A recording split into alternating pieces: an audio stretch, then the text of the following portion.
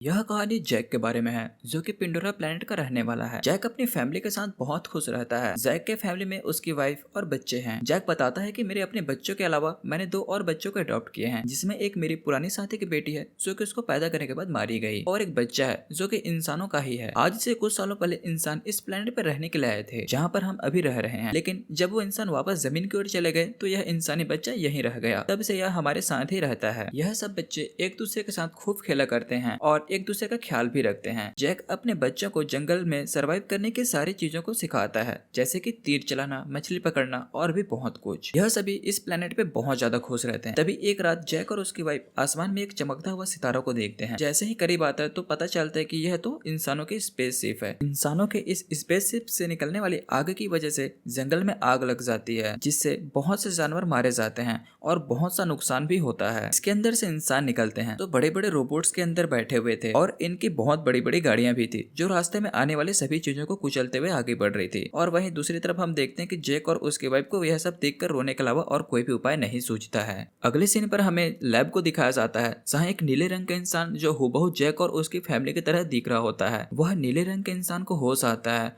और वह बेकाबू हो उठता है और अपने आसपास के इंसानों को मारने लगता है। उसको उसके साथ ही कंट्रोल करते हुए बताते हैं कि आप हमारे कर्नल ही हैं, आप इंसान ही हैं। उन्हें आपके मरने के बाद आपको मॉडर्न टेक्नोलॉजी की सहायता से एक ऐसी बॉडी दे दी है जिस वजह से आप इस प्लेनेट पे जिंदा रह सकेंगे। आप दिखने में इस प्लेनेट के जैसे ही लगेंगे और आपको फिक्र करने की जरूरत नहीं है। हमने इसी तरह बहुत से इंसानों को ऐसी बॉडी दे दी जाती है जो कि हम इस कर्नल के आसपास खड़े लोगों को देख भी सकते हैं। नेक्स्ट सीन पर हम देखते हैं कि जैक और उसके साथी इंसानों को रोकने के लिए उनकी ट्रेन को तबाह कर देते हैं, जिसमें इंसानों के हथियार और खाने का सामान जा रहा होता है। यह लोग इंसानों के उड़ने वाले हेलीकॉप्टर को भी तबाह करने के बाद उसका सारा सामान लूट लेते हैं। जब यह सब सारे घटना कर्नल को पता चलता है तो वह कर्नल जैक को मारने का प्लान करता है, क्योंकि जैक उन नावी का लीडर होता है। जैक और उनके जैसे दिखने वाले सभी को नावी कहा जाता है और यह वही लोग हैं जो जंगल पर रहते हैं और इन्हीं लोगों ने कर्नल के ट्रेन के ऊपर अटैक किया हुआ था और सारे सामान को लूट के वहां से भाग गए थे।